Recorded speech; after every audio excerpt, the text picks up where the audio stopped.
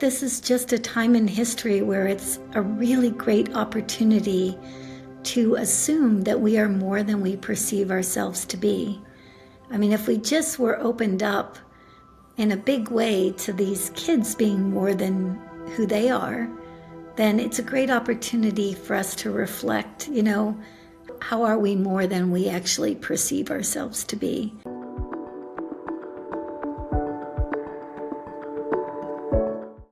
Hello, beautiful soul. It's Julie. I just wanted to share a few thoughts before you get to listen to this absolutely profound conversation. Please make time to listen to the whole thing, even if you have to stop and start it. This conversation with Suzy Miller was by far probably one of my most vulnerable and profound conversations. Suzy she's a multidimensional seer, telepathic communicator. She works specifically with with those on the autism spectrum. Questions that you maybe have had around, the influx of autism. What is that about? Telepathy. She was on the Telepathy Tapes, and that's where I was introduced to her. Talks about all of us, how you might access your own telepathic abilities. And yes, I don't want to give it away, but yes, I'll just give you a little bit of the punchline. Yes, you are able to be telepathic. We all are. We talked so much about what is the greater lesson that we are seeing and getting from those that are coming in now on the spectrum with autism, and all of these questions about who we really are, why we're really here. We got really deep into that. Really one of my most favorite conversations. Definitely, as I said, shared a lot, and hope that this interview really opens your heart to the possibilities for your own self, for really getting who you are, who is your USU, and that of everyone around us, and ultimately raising us all in greater unity, oneness consciousness. So, my dear friend, hope you enjoy and find this interview to be life-changing and mind-blowing as I did. So, let's just breathe into our bodies and intend that this information be literally for the highest good of this population that's coming in right now, that's attempting to help and support us, and it be in the highest and best interest for all those that are listening to us today. So, for the greater good. Beautiful. And I'll just add, there are tears already in my eyes, which tells me this is going to be a very powerful conversation, that may our hearts be open, may our minds be open, may our hearts be open, and to be here to receive, to connect, and may we all be blessed by this conversation here, now, and at any point for the highest good. Yeah. Beautiful. Yeah. So it is. Okay. Well, Suzy, so we just started recording because I had this feeling. I always set intentions before I do any conversation. Ooh, I'm like really feeling like I'm going to cry. This is such a powerful topic. And I just had this feeling what we're intending is so powerful. I wanted to have the option of sharing it. And right away talking to you, I could just feel, your beautiful energy. And I am so grateful to bring you on the USU podcast today to talk about the incredible work that you do and the gifts that you're giving the world. And I just thank you for being here. Thanks for having me. Thank you. So for everyone tuning in, if you have caught in with the incredible craze of the Telepathy Tapes, because that will be one way you might know Suzy Miller. I heard you, Suzy, and I had this lightning bolt feeling of I must interview you. And I know when I get that, that's like a divine, this is going to happen. I don't even know how. And here we are. Suzy, you're a multidimensional seer, telepathic communicator. I want to share with everyone this book you wrote about autism. It's called Awesomism. I've read it. Oh, and just the work you're doing, because obviously we're going to dive really deep into autism/awesomism and your take on it. You've been working with, I believe, for 30 plus years, maybe even more, the autism community, children and people. And I was so moved by the work you do. I felt we had to share this. So thank you for the courage, the bravery, your heart, for being here and for sharing your perspective that is such a loving and wide lens, miraculous, beautiful perspective on autism. Thank you. Thank you, Julie. I have to say I can really feel this one too. So we'll step through this each step of the way, but I'm feeling your heart resonance too. So I feel like there's an opportunity to go to places today maybe that we don't typically go. So yeah, I'm feeling it as well. I don't know why, but I am. So Whew. yeah. Well, it's palpable. I'm just holding. I mean, if I cry, I cry. It's Yeah. right there.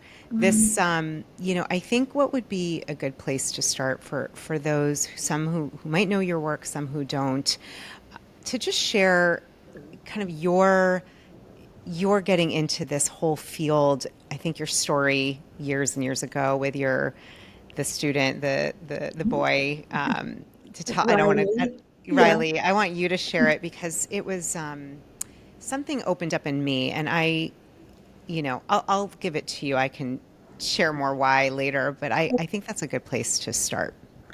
Yeah. It's 1999 at this point, and I was a pediatric speech language pathologist, had a private practice in the state of Maine, and was, doing pretty well, with that practice. And I had this little boy come to my caseload that I was going to meet in his daycare center. And I graduated with my master's degree in 1986. And in 1986, the incidence of autism was 1 in 10,000. So there literally was no training like there is now for people that are going into, any of the therapies, OTPT, speech. But when I met this little boy in his daycare center that day, he was walking around and he was saying, "It's the millennium, it's 1999." And I thought, he was just a strange little kid in my eyes. I was like going, I don't know who you are or what you're talking about or and what little 4-year-old kid knows the word millennium? It's like, it's just was interesting. But when I was standing next to the daycare provider, he walked right up to me, big brown eyes, little bowl haircut, and he looked me directly in the eyes and he said, "Master." And when he said master, I had some kind of, I don't know, cascade of energy or something that moved from head to toe. And I was a little shaken by it, to say the least, because I didn't know what was going on. But I was invited to take him to the back of the daycare center to work with him. And he's still kind of marching around and saying weird things. And so I sat down against the door and just was waiting to have him kind of get used to me and me get used to him. But as he was walking around in the pacing in the room, all of a sudden I started to see this image of like a light body, what I know as a light body now. But I saw a light body floating above his physical body. And the light literally looked like a cutout doll, but it was like light, bright white light. And the only connection between that body and his little human body was like a little tail that hung off the foot of the light body that just dipped into his head and just was kind of like dangling into his heart. It was just kind of bumping up and down in his heart. And I'm like rubbing my eyes. I'm going, what the heck is going on? Try to get this to go away. It's not going away. And so, I did what anybody I think would do next. It's like, what the heck is that? Like, what am I seeing? Like, what is this? And when I said that to myself, not even out loud, I heard this little boy's voice in my head. And he said, "That's my light body. You're here to put my light body back with my physical body." And I had no idea what he meant. I had no idea why he thought I could do that. But, in that moment, it's like, like something powerful and pivotal has changed in your life. And he basically took me through a year-long process where he would come to me through telepathic communication. He would bilocate, and I could see him in my house. He would come to me in my dreams, and he would just tell me what I needed to do with him in order to help him integrate. And so I did that. And at the end of that year, I actually did kind of like a culmination energy session. It was actually on my birthday. I was kind of like a gift to myself and hopefully to him. And I did that session from a distance, and I went to physically see him the next day at his house. And when I got to his house, his mom opened the door, and he was standing at the top of the staircase. And he said, "Hi, Suzy." Just like, and I was like, wait, what happened? He was communicating verbally and intentionally and sentences, and I kind of grabbed his hand right then. I said, "Come with me." It's like, we went into his room, and I was asking him all these questions, which he was responding to verbally, and in some cases was writing, his response as well. So yeah, it was quite a ride for that first year. And I just want to say, right now this is being talked about more, but when I think about in 99, I was around, and Y2K, and it just, that was not the time yet where, I mean, I would imagine, were you keeping this a secret? Did you talk to his parents? Like, how were you taking in this information? Did it feel, it sounds like it felt really natural to you. It became what you did. What did you do then? That's intense. Yeah, I'm not sure that I would say it felt natural. I wish it had felt. It was, what I did know is I was having some kind of experience with this kid, and, being a pediatric speech language pathologist up to that point, and during that time, I knew enough to say, I wanted to build a relationship with any child I was working with. And so this child was just building a relationship with me in a very different way than the other children that I had met. So I kind of was going to go along for the ride just because I was so curious as to what was happening. But to answer your question, I asked him several times in that first year if I could tell his mother what we were doing, and he just kept saying, "Not yet, not yet. She'll be ready, but not yet." And so there was a little bit of a push-pull in me, I've got to say, because the pediatric speech language pathologist is licensed and doing all the, holds credentials and all this other stuff. But what this child was opening me up to was so much more than that, and I just had to see where it went, And in that first year as well, whatever he opened me to when he said master, it wasn't just about my relationship with him. It's like I was remembering so much of my own mastery in that first year. And that was a little overwhelming, to say the least. There wasn't a whole lot of people to have a conversation with about that, in 1999. So, Yeah. yeah. Wow. There's so much about what you're saying we're going to come back to. Sometimes I hear questions and I'm hearing or sensing, we're going to talk about telepathy and we're going to talk about autism and it's the rise of it.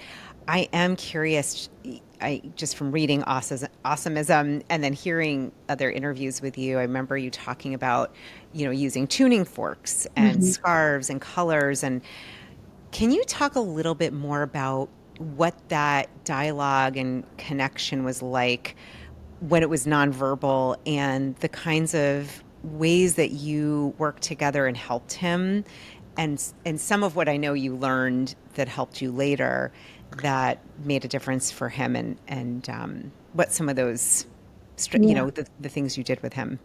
Yeah. I mean, and again, every child's a little bit different. So I always like to preface this part of the conversation with that, because I have been getting a lot of questions about tuning forks and things like that. And I I honestly wish I had known more about it at the time. I've learned much more about it at this point, but he would do things like like one time he told me to bring scar like colors. He said just bring colors, like I need lots of color. And I didn't know really what that meant, other than my kids were going to a Waldorf school at the time. So I had these big colored silks, and so I just stuck them in my speech bag and I took them with me to the daycare center. And at this time, I was also still trying to pretend to be a speech pathologist. Um, and so I would sit down with him and I was trying to figure out, like, what kind of vocabulary do you have? Do you understand my words that I'm saying? The basics. And I would turn over cards and I would like ask him to name the card or whatever, or see if he could point to the card that I was naming. Couldn't do any of that. And then I would hear telepathically, he'd say, put the scarf over us, or put the red one over us. And so I would put the red one over us like a tent. And then he would say, turn the cards. And I would turn the cards and he'd go cow, horse, dog, pig. He would name them. Or I would lay them all out and I'd say, where's the horse? Where's the dog? Where's the pig? And he would point to it. But he could only do it when we were in this color. And I was like, so of course, now I'm curious. And I would say, why can you do it this way, but not that way? And he said, because he could use color was a consciousness. Color was a vibration. And he could use that vibration to categorize or put these images, these words into that color. And then that was the way in which he could share it back with me. At another time, he did ask me to bring tuning forks. And I didn't have tuning forks. I was a speech pathologist. I wasn't a sound healer. So I went and I didn't even know what to buy. I just bought, this whole array of tuning forks. And I brought them to him. And he said, we're going to find one for my soul, or one for my essence, and one for my body. And so, I'm hitting tuning forks, like trying to figure out. And so I kept hitting them and he would show me, yes, that's the one for my soul or my spirit, my essence. And then, yes, that's the one for my body. And then he would have me play them at the same time, again, to harmonize these two fields. And we did that. Actually, we did that for several sessions. He did that for a long time. And then at one point, he said, okay, now I want you to do that with your mouth. And I go, I don't know. I can approximate one sound and I can approximate the other sound, but how am I going to get those two sounds to warble together like that? But ironically, he kept saying, you can do it. You know how to do that. So I did. And ultimately, I did warble those two sounds together. And that seemed to have an impact on how alert he was in his body. Yeah.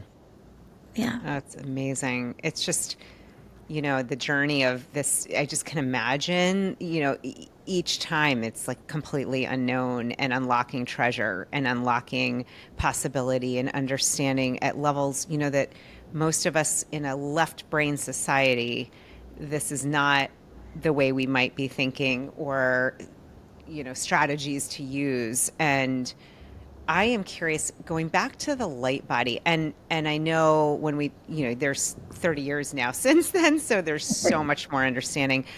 So did he ever explain, and maybe we can move into this part now, this idea that the light body was really, you said, like dangling outside of his body, which I'm curious if the tuning forks, if these things helped to bring Yeah. the light body in. Could you see it? Yeah. Yeah. Oh, Yeah. That's exactly what was happening. Each one of these modalities, you might say, or each one of these techniques that he was asking me to utilize, yeah, that was exactly what was happening. That light body was starting to interface with the physical body. And what's interesting, just as a side note, is like back in 1999 and after Riley, when I was seeing more and more of these kids and more light bodies, back at that time, most light bodies for these kids were either completely out of their body or maybe down around the heart space, that interface. And but now as the consciousness is changing and it's easier for that light or that vibrational frequency to interface with the density of physicality, now I see kids much more like down around in their guts, in their solar plexus or in their sacral. Some kids even dipping down into their root now, which is just mind-boggling to me. But yeah, that's exactly what I was seeing. And there was a day where, towards the end of our year together, where that light body was in the physical body, and it was all the way in except for in the right leg. And so it was coming all the way down the left leg. It was in the foot, but the right leg, it was kind of hovering somewhere like around his thigh. And so he sat down in front of me that day and he put his feet like out and he said, "Hold my feet." And he said it telepathically. So I grabbed a hold of his feet. And as I grabbed a hold of his feet, I'm watching this light start running down his legs. And it ran all the way down the left leg into the foot. It anchored. On the right side, it ran all the way down the leg. It got to the foot. And when it got to the foot, he verbally said, "Ouch, that hurts." And when he said, "Ouch, that hurts," I didn't want to hurt him, obviously. So I let go. And, and he was telling me, he said, "This is as far as I can get in right now. This is as far as I can make it." But being in that far also allowed him to become a verbal communicator. So, yeah. wow. Ooh, tears and chills. I can feel it again. Oh my goodness, this topic. It's a very, it's a deep topic, and I know people listening. We're going to talk about the rise of autism, and for me, it's very personal. My stepdaughter has severe autism. Ooh, take a minute. Yeah, it's been hard. She's a non-speaker. Yeah. Yeah. Okay, just take a moment. Thanks, everybody. It's really, it's not by birth, but I've been with her, around her for over 12 years. And you talk about autism and the rise of it and some of the behaviors that we'll watch and see. And it's hard as a normally developing person, it doesn't make sense. And, Right. Anyone that's listening and here with us, we're here awakening, opening, raising our vibration consciousness. And I loved what you said, explaining when you talk about the light body and the energy body. I would love for you to share because you have I aligned with your perspective, what you think is happening. What do you think is the greater message of those coming in? Because now you said was it one One in in 100,000? One in 10,000. 1 in 10,000 in Yeah. 1986 and 1 in 31 today. 1 in 31. Wow. have noticed just out and about. I mean, I see a lot more children and people on the spectrum, and I'm curious, we're kind of going a little bit ahead, but what do you think is the greater lesson message? Why do you think this is happening? And I know there's a lot of different ways of looking at it. I love the kind of looking at it from maybe more of a spiritual perspective, or a, what is the greater gift? What do you think is happening here? Well, I can just tell you what the collective consciousness of these children told me.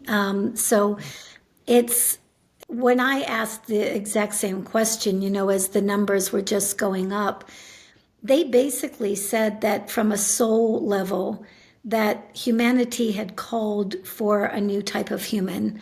They called for a human that would really be helping us evolve. And I know when you're a parent, day in, day out, with a child who is diagnosed with autism, it can feel anything but like you're evolving. It can be very challenging.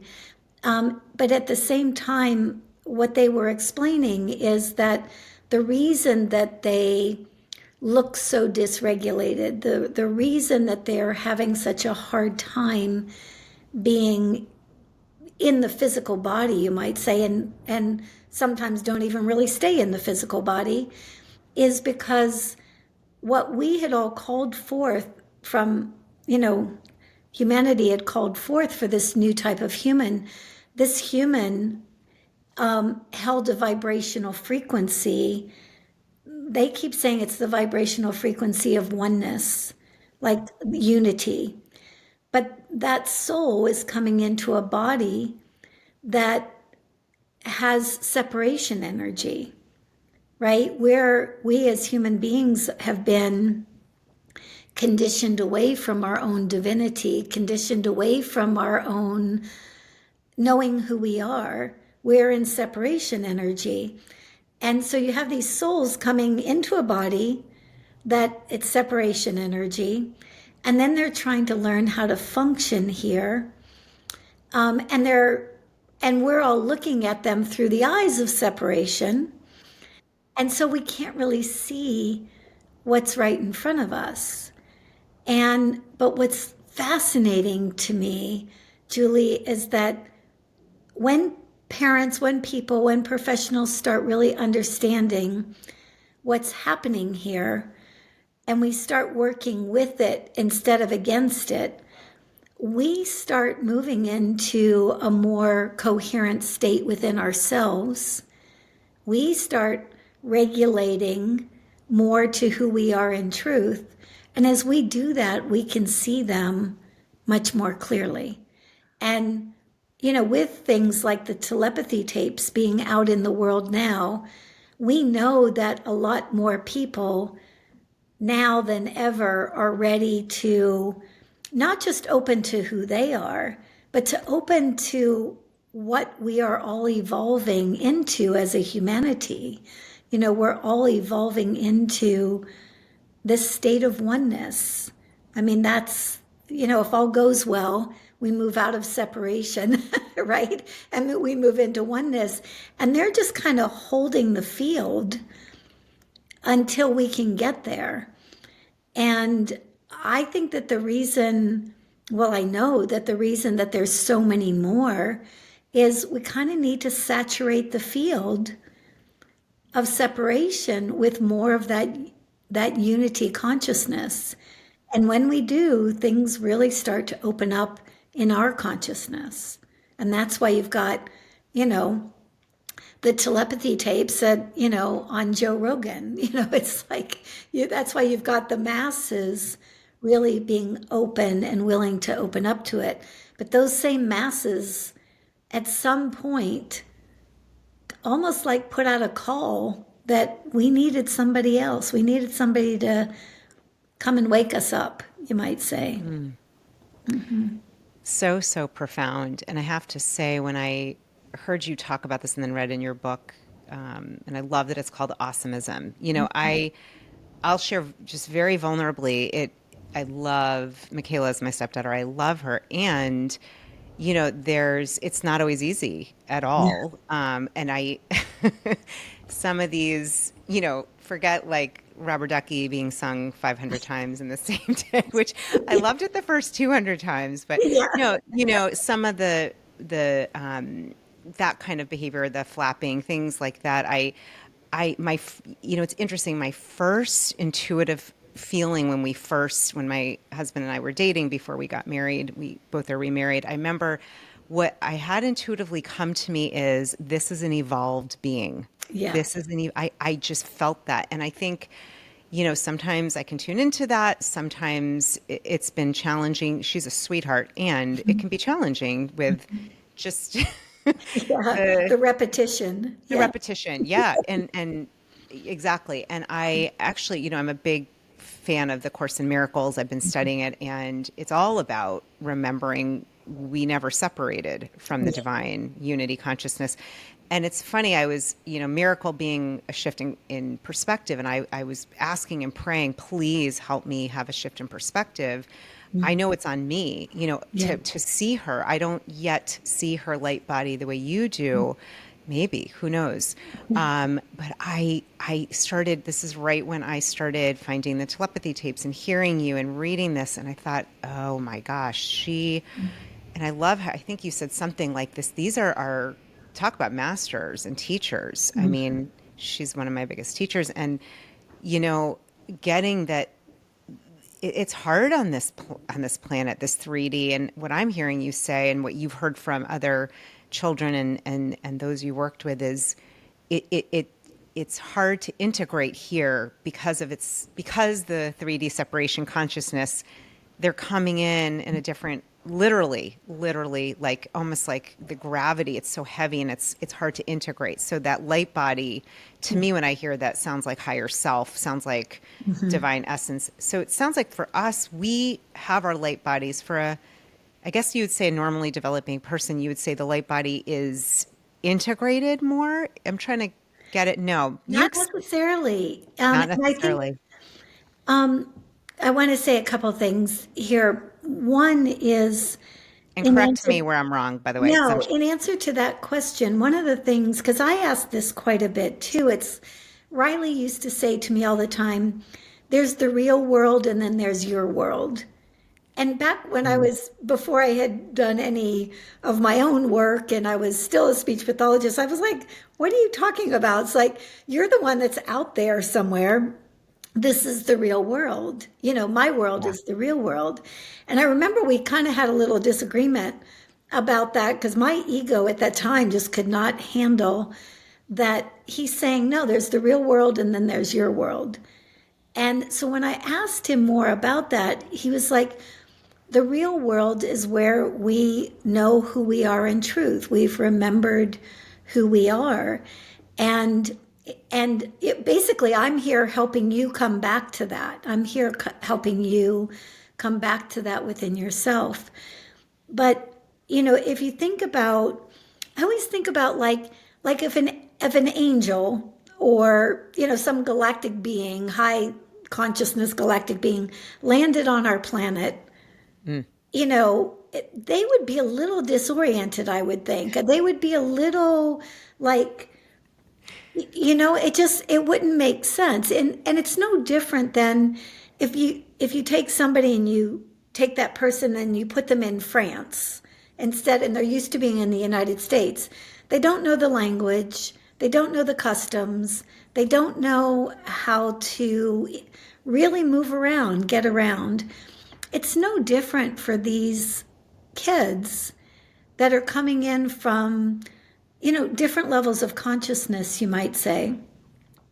That said, it doesn't mean that they don't need our support and our help with the physical body, in the physical body. I always say that it's almost like they're here inviting us back to higher states of our own consciousness, and we're here supporting their bodies so that they can do that. Yeah. It's like we understand the body part, but they've also said that, you look at us and you think that we're dysregulated, we're out of our bodies, we're disconnected, we can't really communicate. And they said, what if we are a collective reflection of humanity and separation? So, quite honestly, a lot of us are a little dysregulated. A Yes. lot of Oh, us yes.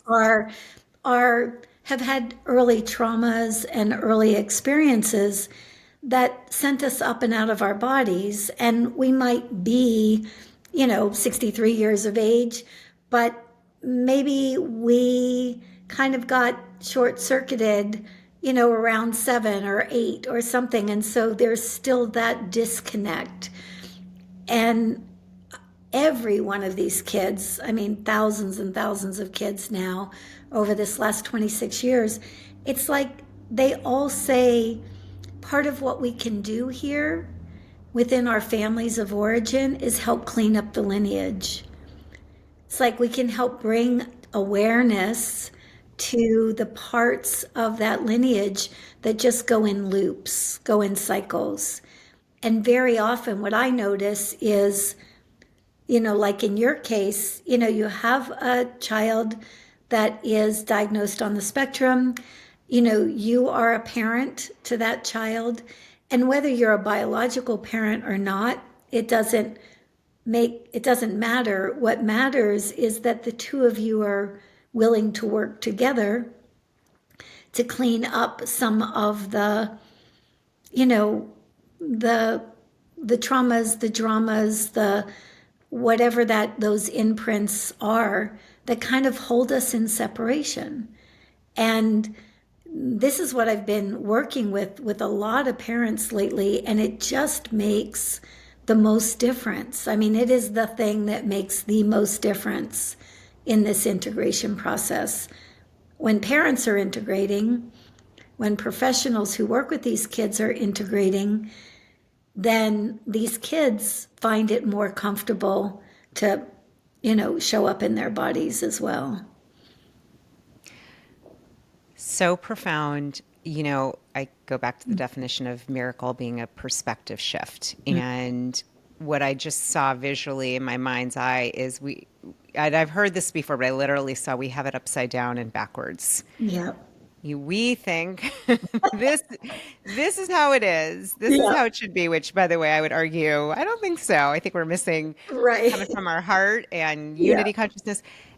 And it is so, one thing I have noticed, and I've said this to my husband, just living, with my stepdaughter most of the time, we've talked about, wow, she holds this vibration of love and joy. I'm talking, Yeah. this morning is a good example. I got her on the bus, and the bus driver was earlier than I thought, and she didn't get to finish her breakfast. My two biological kids, that would have been a nightmare. They would have been upset. I mean, Right. no, I was like, there is no argument. She got her back. I mean, it was just like, wow, she did it without any issue. She was, happy to go to school. I mean, from what I could see and, Yeah. and, and Yeah. assume. And it's just, anyways, we talk about that. Wow, there's no ego at all. Zero. Yeah. Zero ego. Zero any of that. Even, sometimes fear a little bit, but for the most part, I've just noticed this over the years, like, wow, you maintain this high vibration no matter what is happening. And I love this idea that, this is not the real world, which the studies, as I was saying, that I've been doing in many different texts and ancient texts, and of course the newer Course in Miracles, it says the same thing. This is not the real world where Yes. changeless, formless, limitless love. And how interesting to hear from those that are here to say this is backwards. Well, and even, I mean, I just want to point out too, Julie, that even the fact that she is as she is, like you're seeing her through that lens of love, you're seeing her Yeah. as, maybe more egoless than, the individuals that have been conditioned. That's a reflection of you and your husband as well, right? That's a reflection of you're seeing her through those eyes, right? And she's reflecting back to you what you're seeing through those eyes. And don't underestimate that. I mean, it's, there's a lot of families of children diagnosed with autism that, because of those behaviors and because of that repetitive nature, it's really hard to see them through the eyes of love, right? To see that egoless state that's there. But the very fact that the kids are bringing up, you know, triggers and feelings and anxieties and stressors and all this other thing for so many people on the planet, just about all of us, that is the gift, because as somebody starts working through that, then they begin to see the kids through the eyes of love because they begin to see themselves that way. Yeah, Thank you.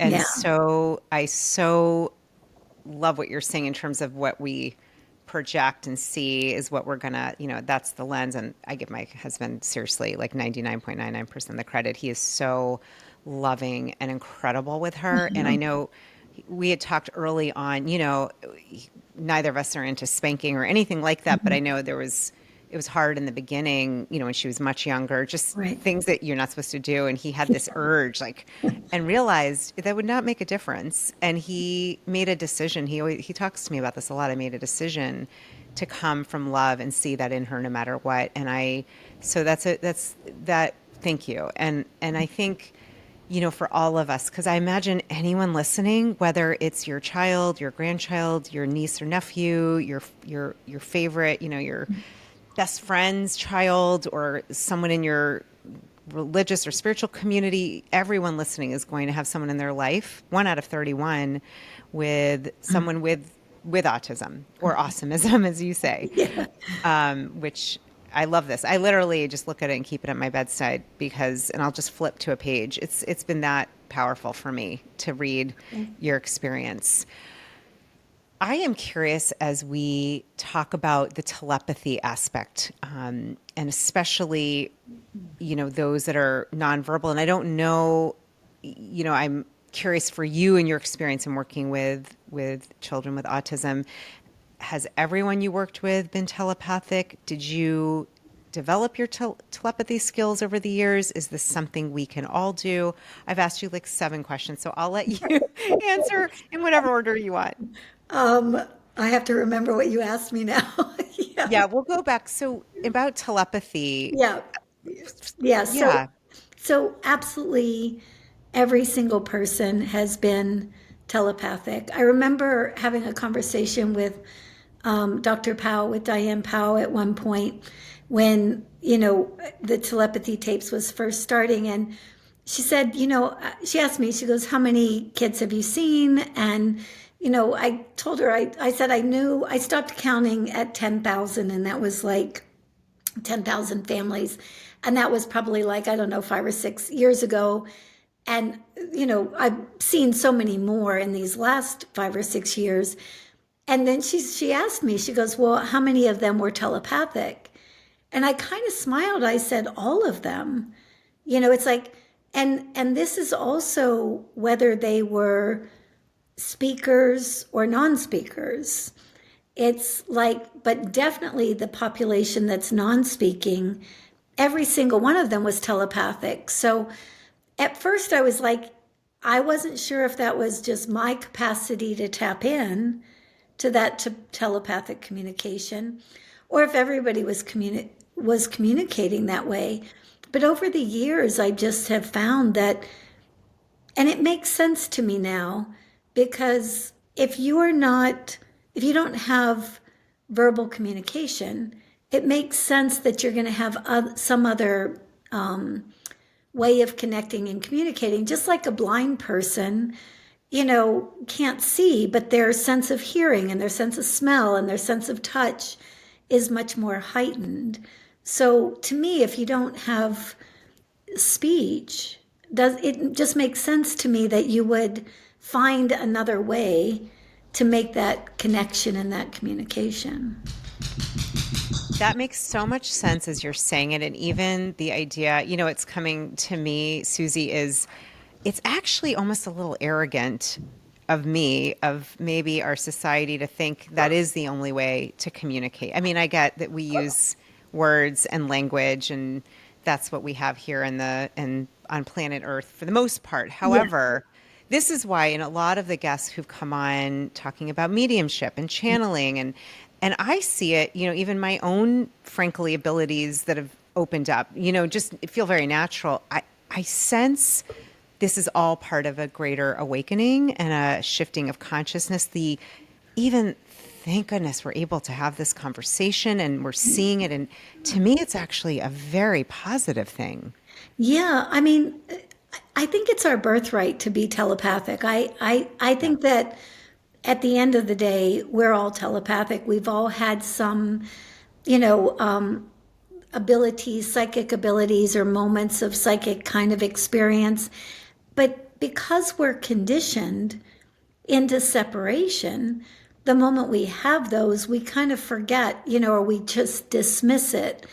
And but what I think is happening right now, and especially with so many more knowing about the gifts of those on the autism spectrum, especially the non-speakers, we're remembering again that that capacity is also our capacity.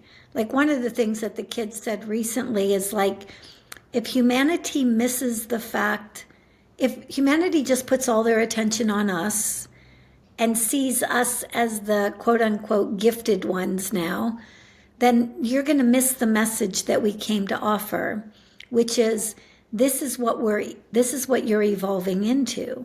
This is, or maybe not even evolving into, but remembering that you've always been. And so to me, that's where it goes hand in hand with starting to work through some of our conditioning, because it makes sense to me that as we peel off these layers, we get to see who we really are. We're not seeking outside of ourselves for that. We are that. It's just been, just covered over by a bunch of muck, basically. And so as we're lifting up the muck, and they're showing us the muck. I mean, they're showing us, the different ways in which we've maybe buried that, and constantly inviting us to open back up to those capacities. I think it's fascinating that you have a population of, I mean, what better way to wake us up than by our own children? It's like, because you think a mother, a father, grandparents, there are certain things that they won't do for themselves, like they won't grow themselves. But you have a child who can't communicate, and you're going to try to reach that child any way you can. And if that means opening up to telepathy or opening up to something else, well, job well done on the part of the kids, and the people who are willing to be open to it, because it served its purpose, right? That's really, really well said. And I don't know if I thought of it exactly like that. It's almost like it got the attention. It got it to make change, like actual change coming through your child is yeah, because what wouldn't we do for our I mean, hey, as a mom, there's very little I wouldn't do for my children. And what I've observed is in this case it's so challenging not to know what she's feeling. It's very Yes. hard.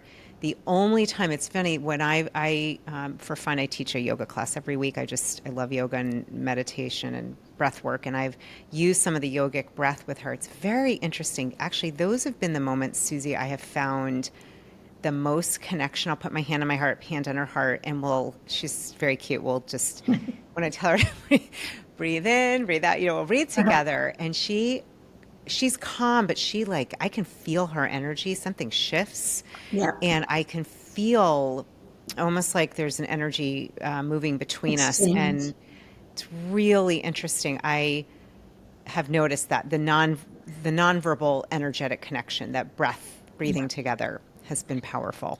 Yeah. And it makes sense too from the vantage point, Julie, that as you're regulating your body Yeah. through breath work or through yoga and you're engaging with her in regards to that, that's a meeting place between the two. And, I tell people breath work, yes, yoga, yes, anything that brings you more to yourself, inner child work, anything that helps you start to release some of that density, you know, the kids are going to line up with that. The kids are going to feel that in your own body and they're going to go, "Oh, now we've got something flowing between us." Because I tell people all the time, these kids are not coming to you. You're going to them vibrationally. When we go to them vibrationally, we start seeing them in a new light. We start seeing the capacity. We start, very often seeing a more regulated child. But we have to see that within ourselves first. Yeah. They're really like a mirror. I think you said this earlier. It was profound. I've thought of this. The way you said it was just beautiful. The mirror of the collective consciousness. They're mirroring Yes. what is happening. Yes, Yes. that's powerful. So all of us, the question I'm hearing or sensing, and I'm curious myself, is okay. So if we all have the ability to be telepathic, what you've experienced over the years, being able to really tune into that, what would you suggest how for someone listening who's like, okay, I would love to be telepathic with my child who's on the spectrum, or just to be able to use that as a gift, as a skill? Where do we start? What do we do? How do we do that? Yeah. Number one, I think it's easier than we think it is because Yeah. most people, they don't even ask that question, right? Most people don't even say, well, I want to be more telepathic. Right. So, it's just not something that most people talk about. So even literally putting that out to the oneness, putting that out to your children, to source, God, whatever you want to call that, and literally just with a absolutely open heart, I want to make this connection. I want to make this connection no matter how I need to make it. No matter where I need to go, no matter what I need to do, I want to be open to this. And what you'll notice is that, the minute we start asking for that, all of a sudden, the telepathy tapes pops up, or a book falls off a shelf, or somebody starts talking to you about it, and it starts opening up our energy. I think, again, we've been so conditioned to kind of go, oh, telepathy, that's just for weirdos, or that's not what we're supposed to be doing. And I want to say too, a lot of people, we feel like we're powerful because we have speech. And a lot of the kids would say to me, like when I would say, would you like to verbally communicate? And on the one hand, it's like, yeah, that would be great, would make life easier. But on the other hand, why would we want to verbally communicate where half of the information that is shared through verbal communication is not authentic? It's not real. It's, we say one thing and we mean something else. And I will say I've seen more kids drop into verbal communication just by shifting certain things like, let's just start being really authentic with our words, with our, if you feel bad, you say, I feel bad. If you're feeling great, you say you feel great. It's like, doesn't it make sense that if there was a mismatch of energy about what was being said and what was being felt, that the kids would not be quite sure whether they've got these things correct or not. So they just kind of stay up in the telepathic world, which is much more coherent. It's much more in that field of oneness. And as far as telepathy is concerned, other than just asking for it to literally heartfelt, I really want it. I mean, just saying I want it, it's not going to do anything. But if you really, you want in the depths of your soul to make this connection telepathically with your child, I promise you, everything's going to open up to make that happen. I think we can also facilitate that by doing some of our own inner work. And again, whether that's breath work or whether that's journaling or inner child work, any way where you can start to pull those layers off. Because what you'll find is as you pull those layers off, telepathy is already there. Multidimensional sight, all of it's already there. It's who we are. It's just that it's been, piled upon. So. Yeah, covered over. I think of it sometimes like if you had a window that was so covered with dirt, it would look like you can't see much, and you clean it. Right. And it completely new perspective. I love, Suzy, what you're saying. I'm listening.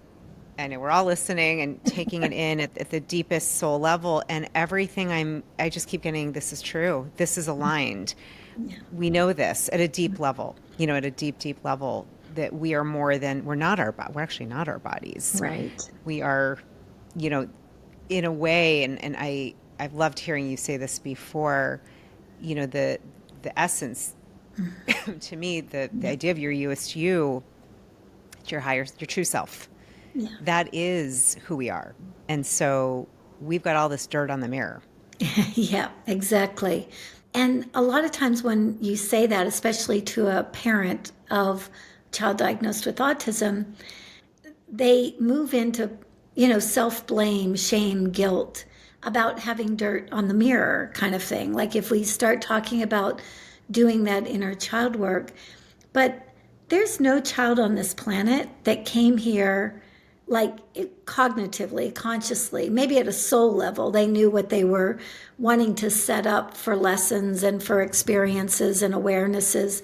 But there's no child that says, I want to have a traumatic experience, when I'm 3, or there's no human being that's consciously saying that. And so the fact that there's dirt on the mirror, so to speak, or there's dirt on the window, that's nobody's fault.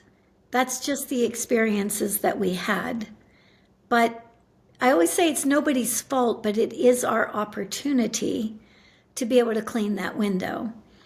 And the more we do clean that window, the more we see not just these kids, but, our own lives and reality, kind of like as Riley saw it, his world, not ours. So. Yeah.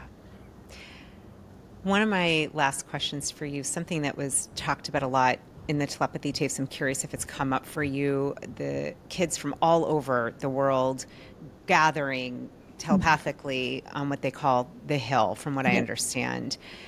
I'm curious to know the children, the people that you've worked with, if they've been there, is this something they say eventually those, I'm guessing, but with an open and pure heart, would be able to access? It feels like it's pristine. When I feel into that energy, it would be very pristine if we're talking about none of the BS that we have at this level. Yes. What's your take on that?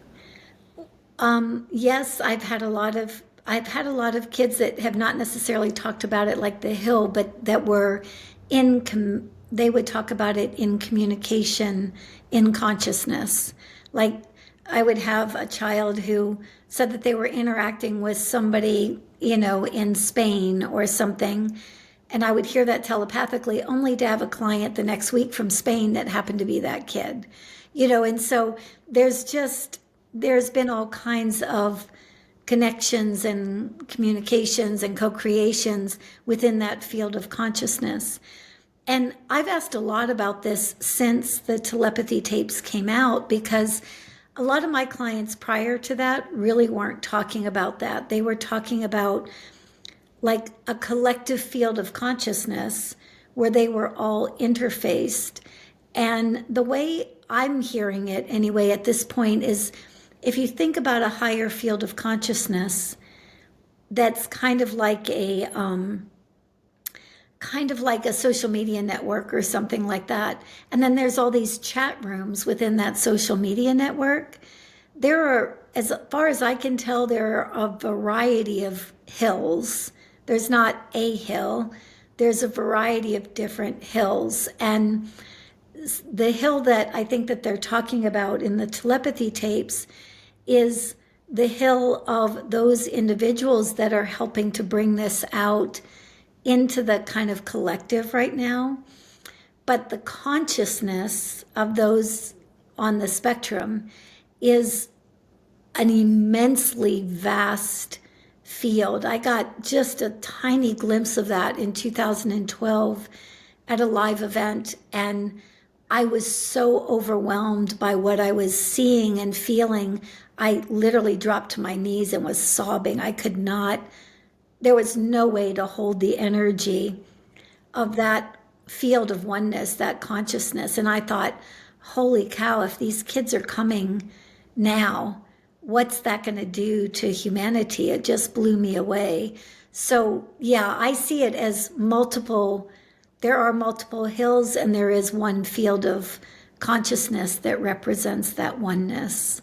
So, It's beautiful. yeah. I just had this is maybe a little on the humorous side. I thought, well, maybe my stepdaughter, maybe she's on one where, I mean, she loves music. They're Yeah. all into, Yes, you they're all know, into, yes. little ducks and the Wiggles. I don't know. Yes. I Yes. don't know. I always wonder. It's hard to tell, right? I am curious about that, but Can I, I will. Yeah, can I go add ahead. one more thing before we go, Julie? Yes. Is that okay? Ab- oh, please. Yeah, It's really absolutely. I just want to say that, and I'm just adding this because I've just really noticed this. Yeah. So you were saying that your daughter really likes the Wiggles and she likes music, and and you look at however old she is, biologically now, and you look at the music of the Wiggles, which is, really for maybe a preschool aged Right. child or something like that. All I'm going to suggest to you and your listeners is go back to the age that, like, if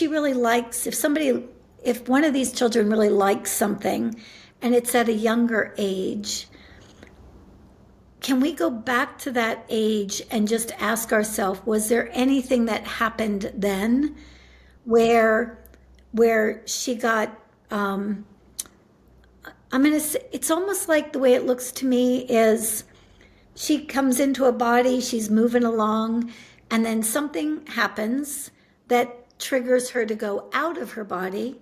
That's usually for these kids in the first 3 or 4 years of life. But so she went out then, but her body kept growing. So if we go back to that age and we start loving and nurturing and supporting and have some kind of inquiry around that particular age, sometimes they drop back in and start catching back up. Oh, that's fascinating. Yeah. That is really, Yeah. really fascinating. Well, and one of the things I've learned also is like, if that doesn't happen, it's absolutely okay because she's happy and loves it. 100%. And if it does, like Yeah.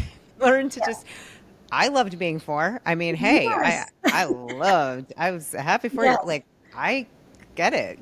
Mine would have been Sesame Street and, Yeah. Mr. Rogers would have been mine. Miss Yeah. Rogers and Free Yeah. to Be You and Me. I'm really dating myself, but I loved that. So I would have played that all the time. So Yeah. but that is really interesting. And it just also goes back to we're all connected way more. Our thoughts are, Yes.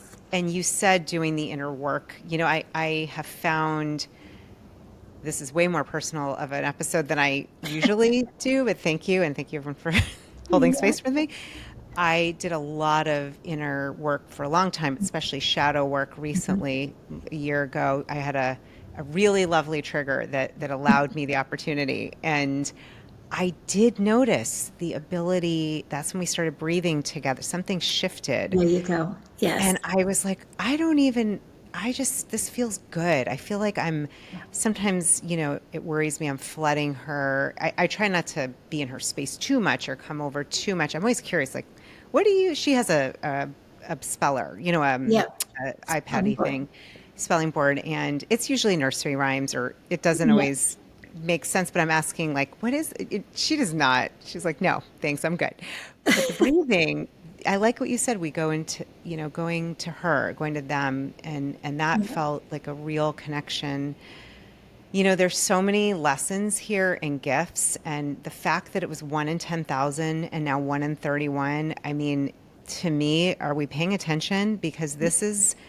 this is pretty profound, and I'm hoping, my prayer, we said that intention as we started, is let this conversation awaken and bless everybody and open our hearts. And Yeah. like you said, if we Mhm. want to have telepathy there, trust me, I have been like, yep, open heart. Yes. It's coming from the heart. And I think you and I talked about that early on too, how important it is to be in our heart space versus constantly in this left brain logical trying to figure it out versus Right. in our heart. Yeah. Yeah. 100%. So this is a good place. Typically, before ending, I actually usually ask my guests, I call them heart flares. Okay. And so, Suzy, and I want to just say your energy as a high empath, this has been such a delight. Love being in your energy. I always can tell when I feel calm and like even more joyful than when I started. So thank you for your light. Are there any heart flares? Anything that maybe I didn't ask you, or a message or something coming through you that really would love to speak to all of our listeners, beloved soul family all over the world who are tuning in? This is going to bless everybody in some way, and I'm so grateful. So, any heart flares for you? Yeah, I think that this is just a time in history where it's a really great opportunity to assume that we are more than we perceive ourselves to be. I mean, if we just were opened up in a big way to these kids being more than who they are, then it's a great opportunity for us to reflect, how are we more than we actually perceive ourselves to be? And I think that opens a huge window. So, yeah. Yeah. That to me is what we would call that powerful transformative inquiry. Like, you asked that, Yes. And it watch what opens all happens. kinds of miracles. Yeah. Yeah. I'm like, watch out, my friends. Ask that Yes. question. We should do a follow-up. Maybe we'll have you back. We'll do some, seriously, for all of our beloved listeners, really like take on that question. I'm going to post that one. That is, you're more than you perceive. And how might I see evidence of that? How might I Right. open to that? Maybe someday we'll do a second round and talk about what people are noticing between themselves, with those they love on the spectrum in general. I'd Yeah. love that'd be great. Yeah, it's a great question, and it's Yeah. amazing to hear the feedback, what Yeah. people are noticing. And this is like the conversation I could just don't want to end ever, ever. I will say, I think what's so beautiful about what you just said too is, the idea when we ask a new question, we have new answers that we never knew of. And to me, this is the call to action, perhaps from our brothers and sisters that are, or children, whomever, that are on the autism spectrum, nonverbal. How might we really remember or perceive ourselves beyond who we think we are, and let it show ourselves, let that evidence Yeah, come. and we might just meet them as we open up to that. So, Beautiful. yeah. Mic drop right there. Suzy, my gosh, now I'm like, I have nothing else to add to that. That is, yeah, boom.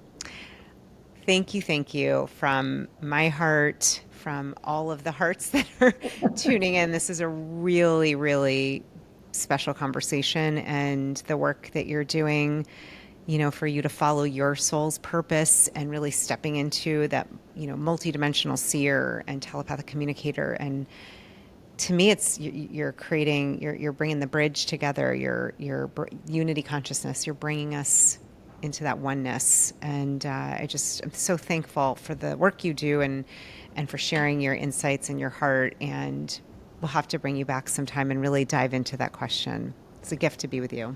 I would love that. Thanks so much. This has been an amazing conversation, Julie. I really enjoyed it. And I'm just going to say thank you to our beloved listeners. Thank you for hanging with us here, for being here for this conversation, for whatever it was that touched your heart, to trust that that is here as a gift, as a learning, as an opportunity. And I just pray and hope that this conversation really, really does bless you and allows you to see, as Suzy said, that you are way more than you realize, than you perceive. So much love for your youest you. Mwah. Thank you. Hey, beautiful soul. It's Julie here. Have you been craving greater stillness, deeper connection, higher guidance? Well, if so, I have created something just for you. It is called the Meditation Portal, and it is a sacred weekly experience where you'll be getting weekly new channeled meditations that are going to help you to realign, to reconnect, and to rise. They are just for you. And it is more than just a meditation. These are energetic transmissions. These are activations. They're going to help you connect to your youest you. It's only $22 a month. You can join or cancel anytime. So head over to julieriesler.com/meditation portal to step in.